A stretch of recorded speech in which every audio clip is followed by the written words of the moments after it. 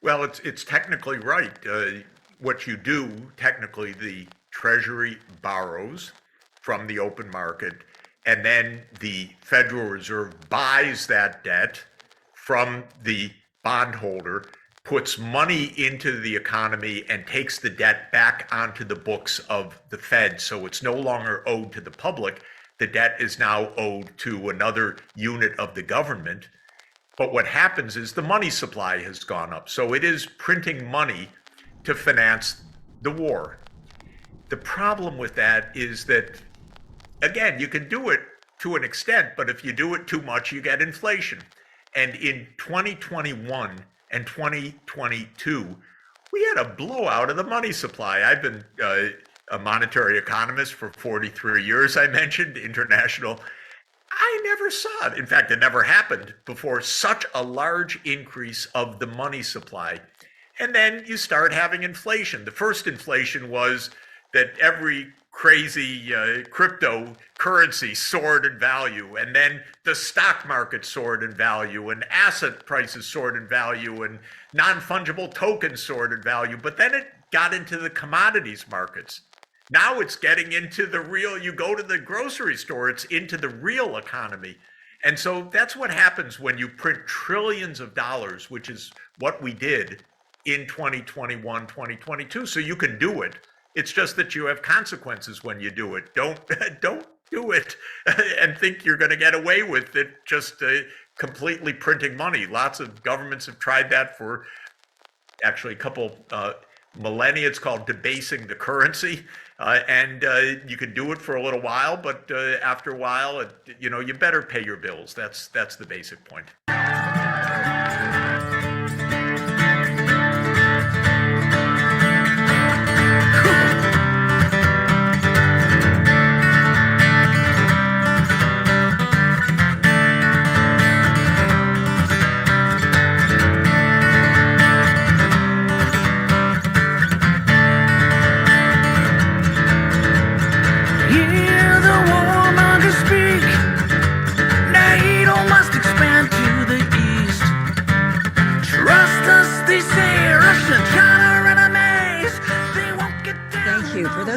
Tuned in. I'm Marcy Winograd for Code Pink Radio.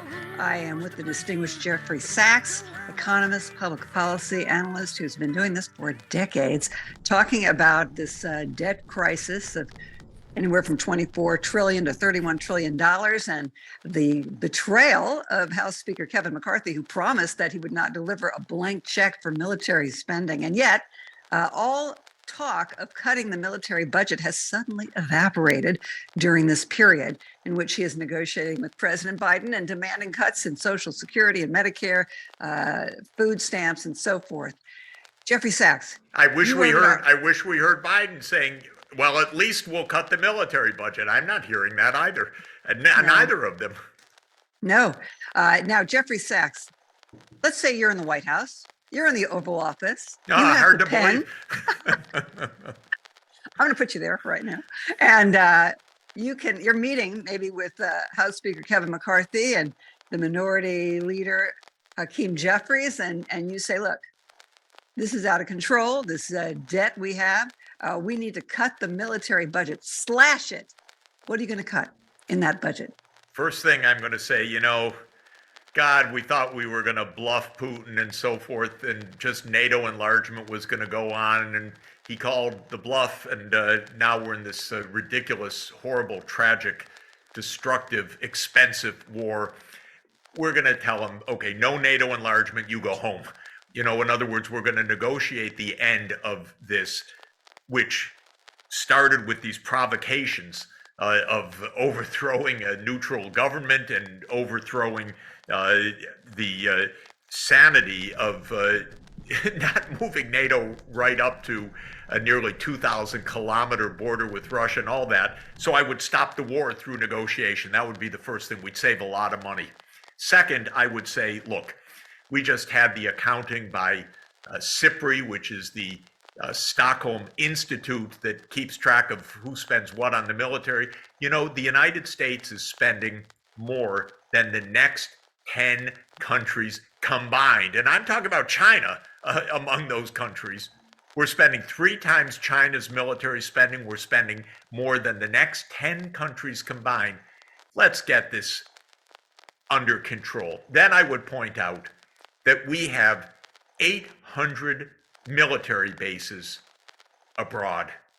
China, 1 or 2, depending on how you count, maybe a small one in Djibouti, maybe 1 or 2 others. We have 800. Okay, we don't need 800 for our security. It's not adding to our security, it's adding to our debt enormously. So let's get this under control. Let's take out an Excel spreadsheet also and do this right. Real numbers, not gimmicks. Let's see what we need to do in taxes, because God, there's so many loopholes here that it's unbelievable. But at the same time, let's stop waste on the, not just waste, tragic spending on the military industrial complex, because that is where we have wasted so much of our money.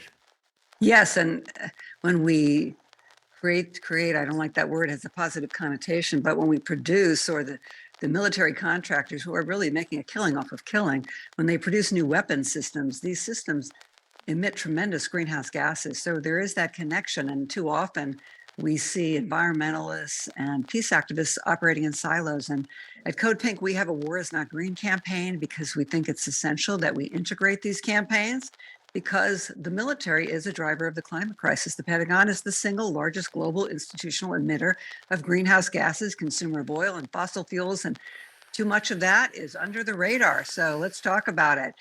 Now, let's also talk about what we're doing at Code Pink.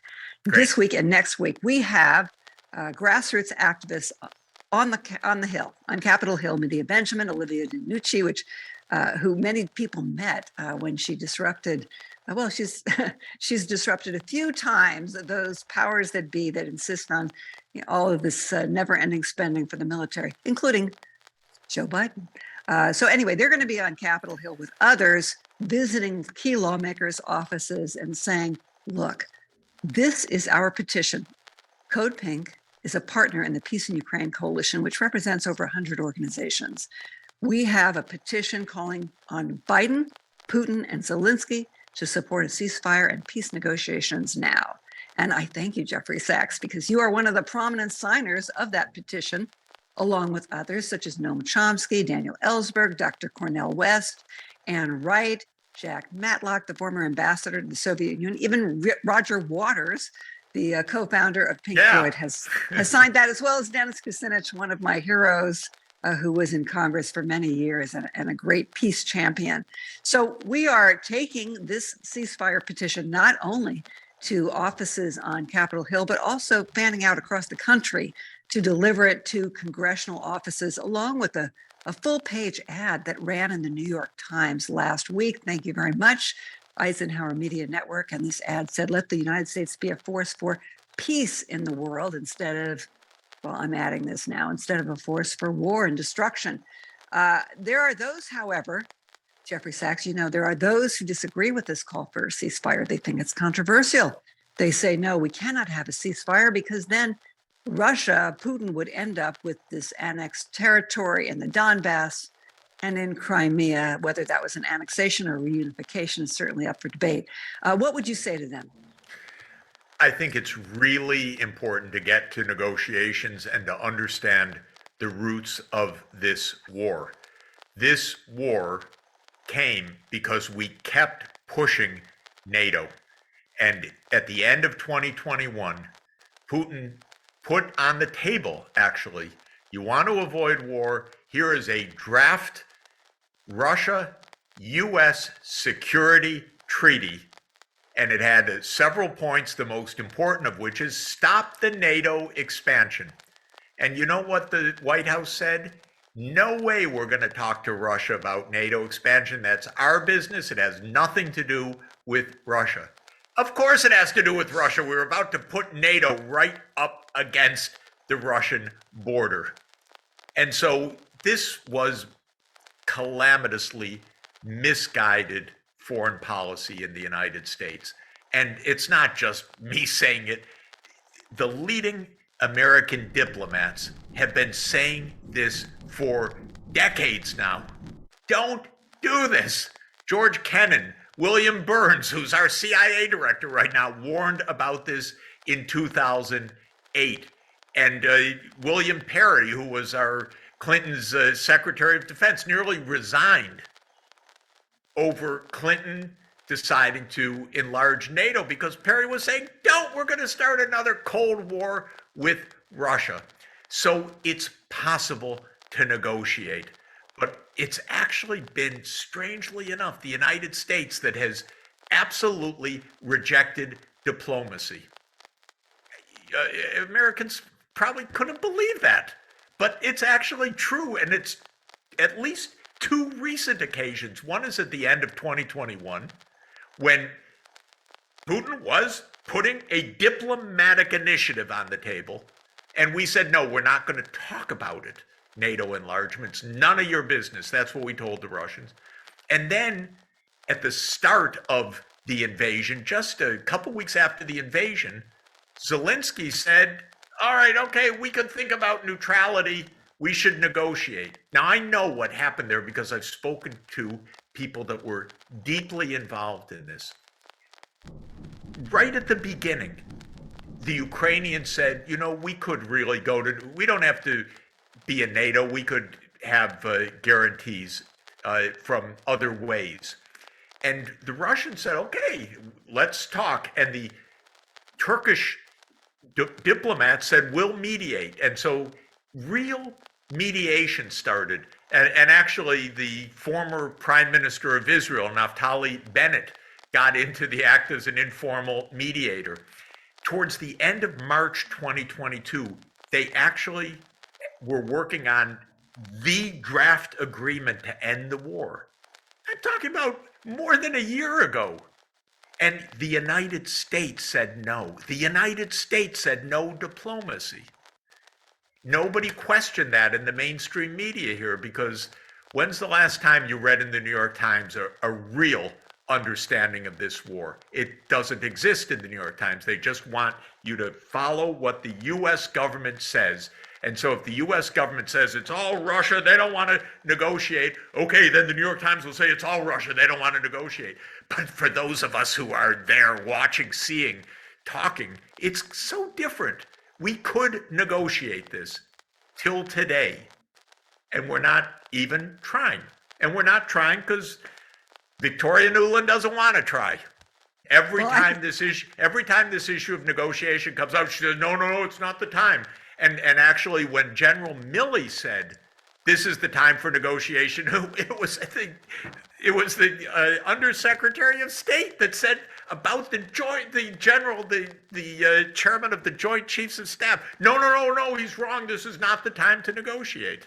Come on, let's get serious. Well, we have at Code Pink a campaign, Fire Victoria Nuland, which we released on International Women's Day. It's still on our website because we are very aware of what she is up to. Now, you touched on a lot of issues that I'd like to revisit.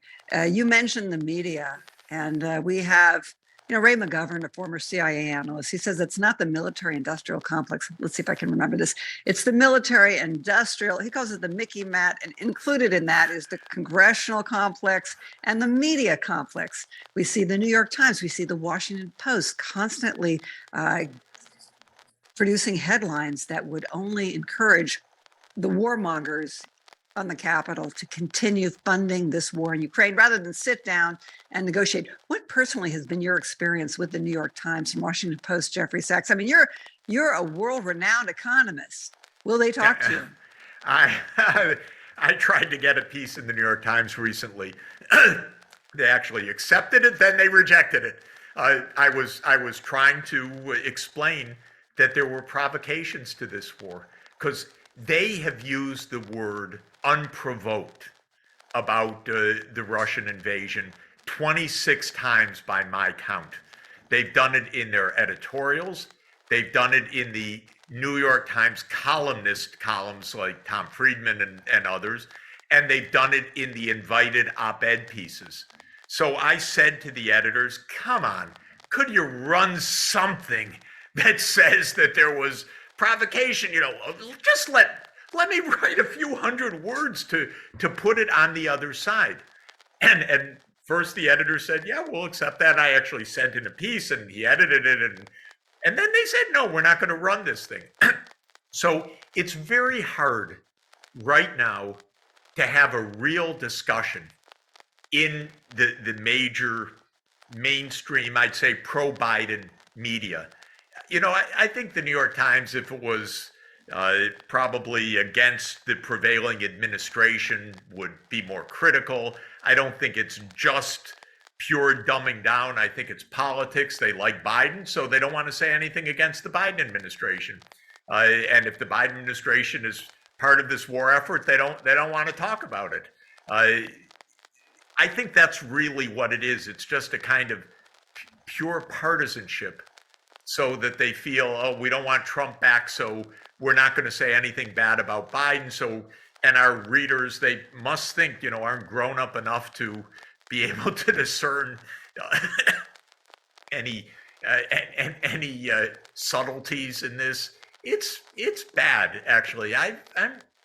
It's very strange. It is strange. I'll tell you, my own view. This is another issue, but I'm a pretty good observer, and I talk to a lot of people. And my own view, just to shift topics for a moment, is that the U.S. blew up the Nord Stream pipeline, and I explained why I thought so from the start.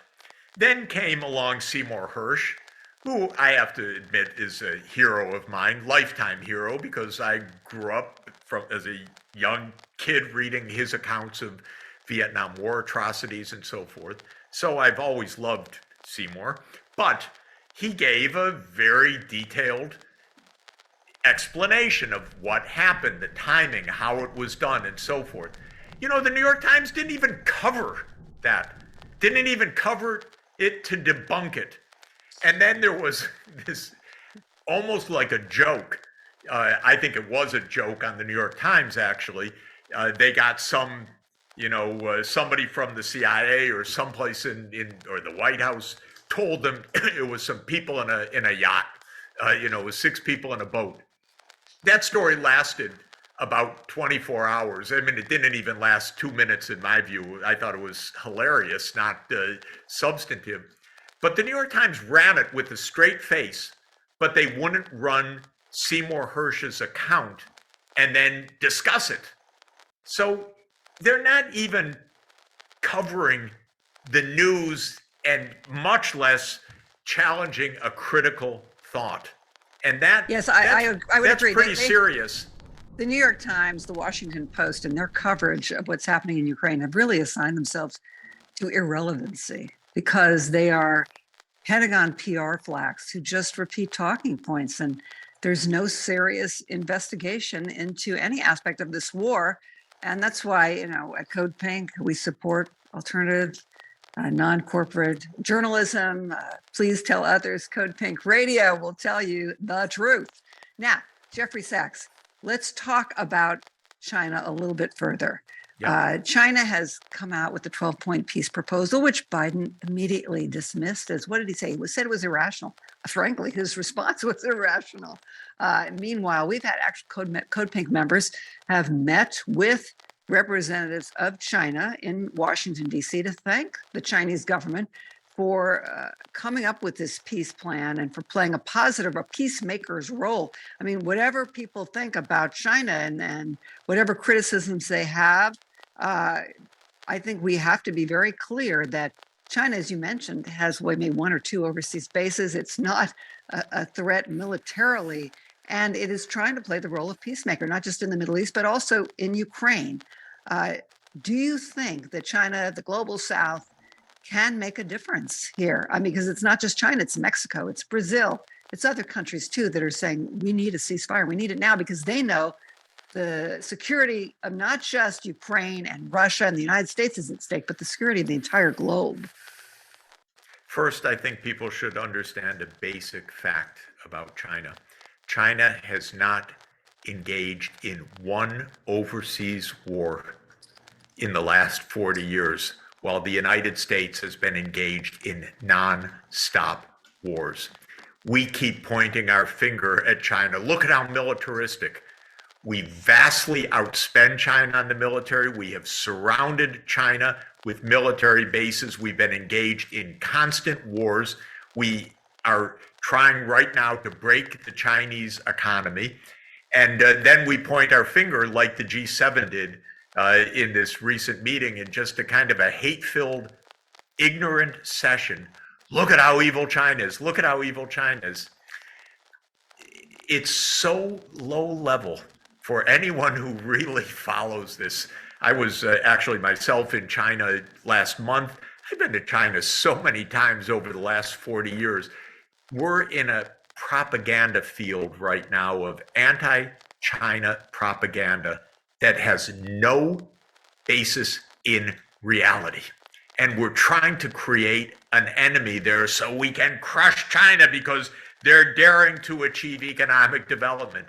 So this is the starting point. Now, in terms of China's peace plan, it has one crucial point, and it says that a peace agreement should respect the security interests of all parties. What does that mean? That's code for don't expand NATO, because Russia, understandably, regards that as a direct security threat. To have NATO weapons on Russia's 1,900 kilometer border with Ukraine is not what Russia would like. Just like we would not be thrilled with Russian bases in Mexico or in Canada or any place else nearby. That's what Russia's trying to tell us. China gets it. China just uses very Confucian, if I could say, very nice, orderly words, respect the security interests of all parties. And that means to the United States, would you understand what Russia has been saying to the US since Russia was independent December 1991? Don't enlarge NATO. And especially since 2008. By God, not to Georgia. Are you kidding? That's what they've been telling us. And China gets it. And that's why Biden immediately rejected it. Because this is a game. The game is Newland's game to expand NATO to Ukraine.